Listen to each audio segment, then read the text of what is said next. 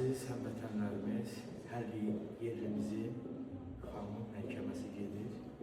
İnşallah mən ümidvaram ki, qalib olacaq. Haqq, ədalət öz yerini tapacaq.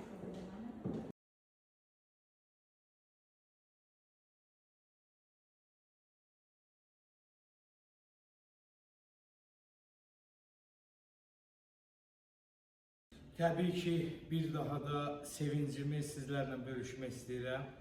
Həqiqətən də Məhbura xanım qalib gəldi, bəraət qazandı. Bir daha da İzmir Ədalət Məhkəməsinə öz təşəkkürümü bildirirəm.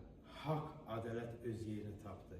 Faktlarımızı, subutlarımızı, şahidlərimizi məhkəməyə təqdim olundu.